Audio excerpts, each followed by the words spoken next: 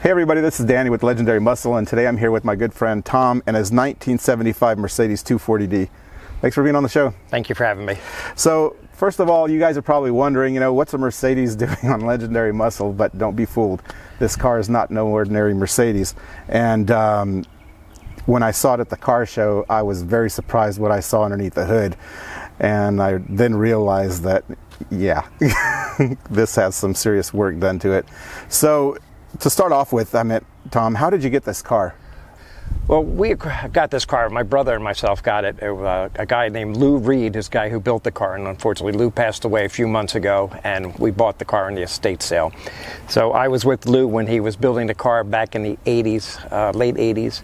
Helped him work on it a little bit, and we were fortunate. We worked at a place called Glazier's Mustang Barn, and Fred Glazier was nice enough to allow us to work on our cars after hours. And nice. Lou went ahead and he started building this Mercedes-Benz. It was it's a 240D diesel.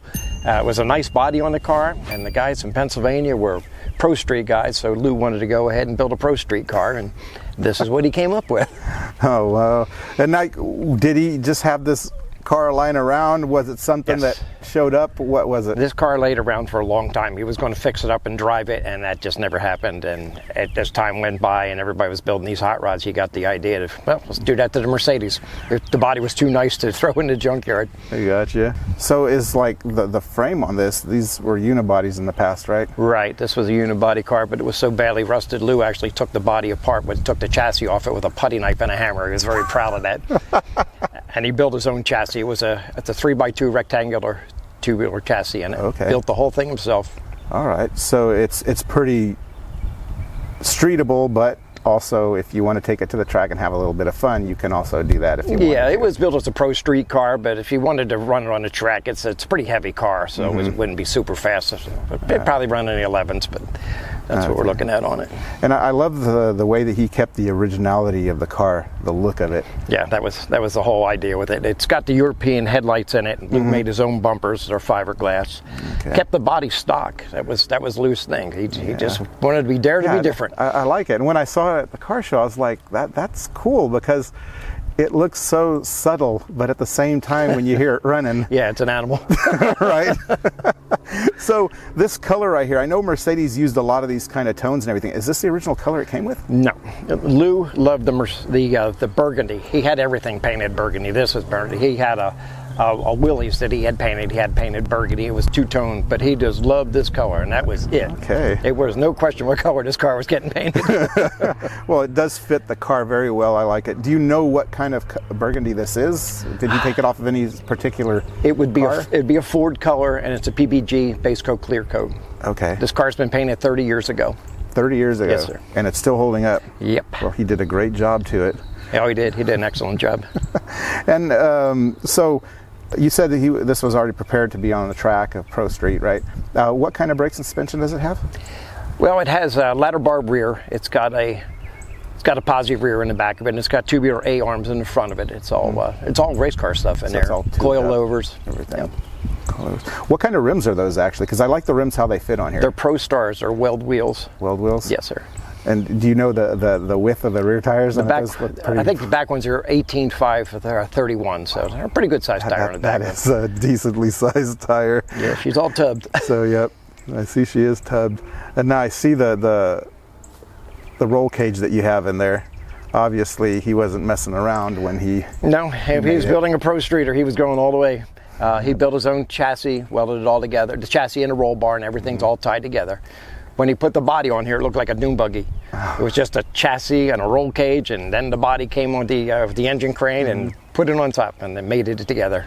And so you said you also had your hands on this, right, when you were working on it? Yeah, Lou didn't like to do a lot of body work, and that's what I was into, doing body work. So I did the quarter panels on the back. They're stretched a little bit, and then I tuned the body filler work and made it as straight as possible, because that's the way it had to be.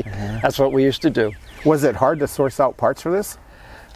Basically, all the parts are the original off of the body. Oh, the only things really were different were the headlights and the bumpers. Everything else is all Mercedes on the car. Okay, so the U.S. version didn't really have that glass. That He would go wanted over something it, huh? different. Yeah. Wanted something different. The only other thing was done on it, he got some doors out of a junkyard, which were in super great shape. So, and then they went on there and fit perfect. Okay.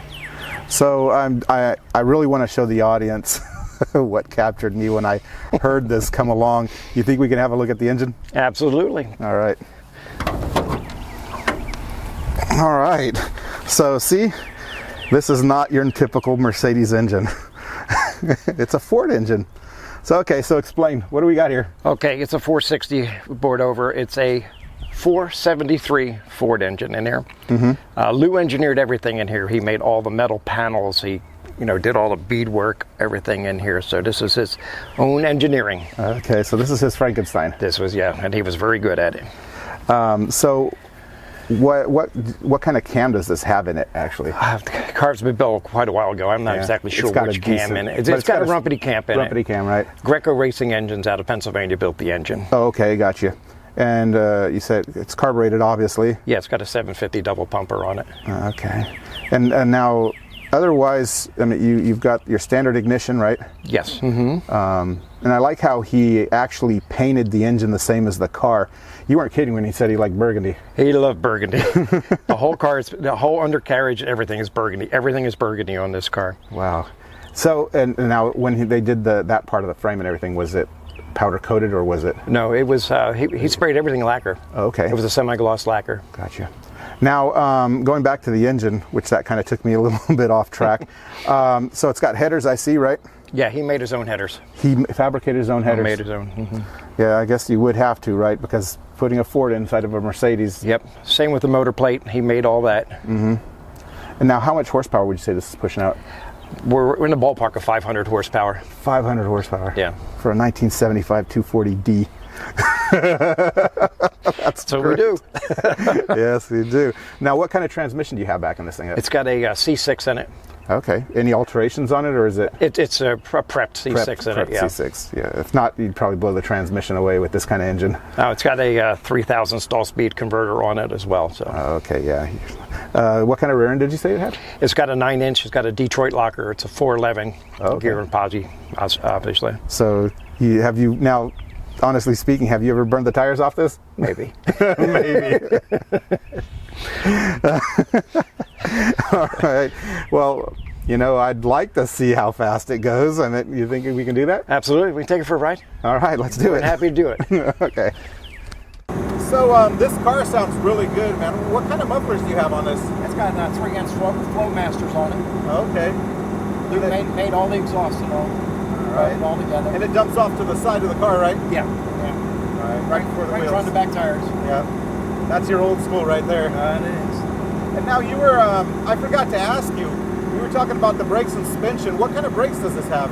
The front's got Wellwood brakes on it, disc brakes, and the back are drum brakes. Oh, okay. All right.